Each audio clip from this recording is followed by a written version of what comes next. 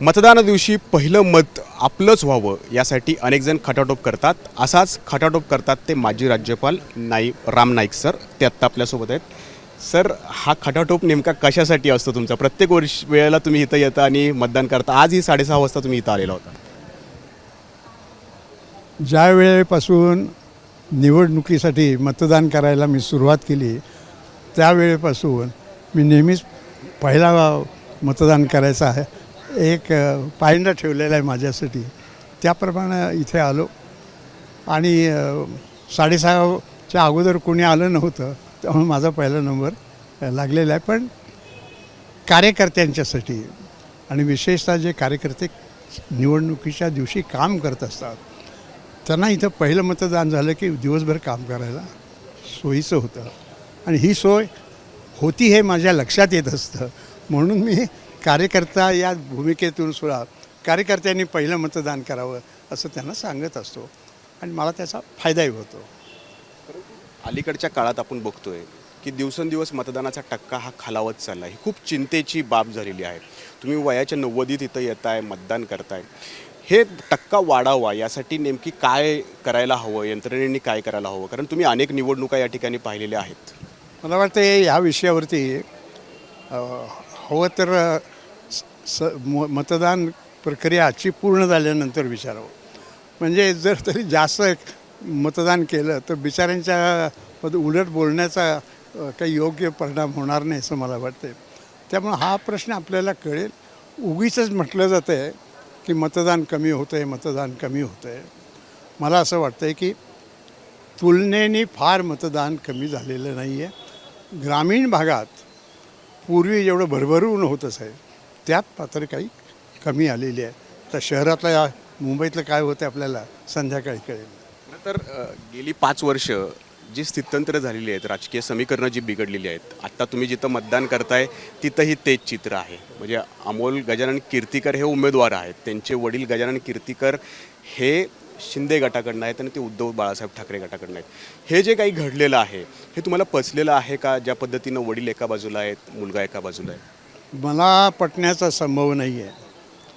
पण हे कशामुळं घडलं याचा राजकीय विचार करायला पाहिजे.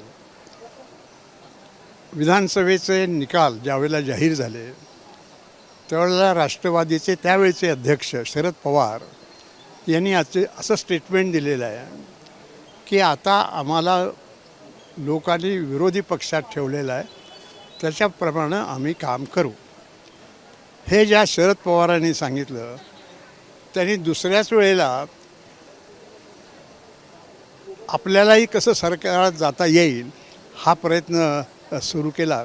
आणि मला असं वाटतं आहे की शरद पवारांच्या एकूण राजकीय पक्षात तुम्ही लोकांना बोलवताय की पुस्तकाचं प्रकाशन करायचं आहे, तुम्ही तिथं सांगताय की हा सध्याचा जो प्रकार आहे तो भाकरी भाजण्यासाठी वगैरे वगैरे वगैरे, आणि म्हणून बदल केला आणि म्हणून मी आता अध्यक्ष राहणार नाही.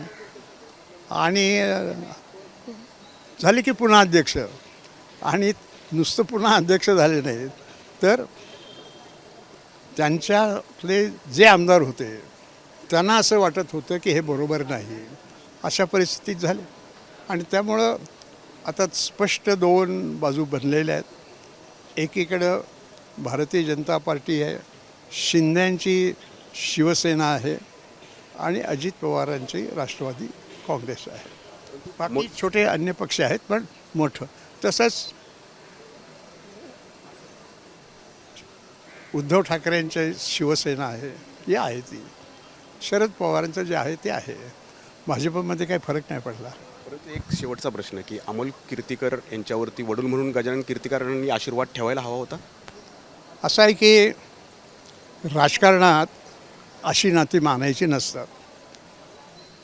आणि असे आपल्याला इतिहासात अनेक उदाहरणं मिळतील की हा माझा मुलगा आहे तरीही मी त्याला बाहेर करतो आहे. असे आपल्याला इतिहासात खूप उदाहरणं पाहायला मिळतील. आणि त्यामुळं राजकारणात नाती नसतात अशा प्रकारची. ते घरात एकाच टेबलावर बसून जेवतात हे मला माहिती आहे. पण त्यांनी निर्णय केलेला आहे. दुर्दैवाची गोष्ट आहे. सांगितलं. तर आपण बघतो की अलीकडच्या काळात तरुण मंडळी जी आहे ती मतदानापासून लांब जाते, परंतु वयाच्या 90 वर्षात माजी राज्यपाल राम नाईक यांनी इथं येऊन मतदान केलं. खरंच त्यांच्याकडून आदर्श घेणं हे खूप गरजेचं आहे. कॅमेरामन निलेश शेवाळीसह नाजिमुल्ला, ABP माझा, मुंबई. ABP माझा, उघडा डोळे बघा नीट.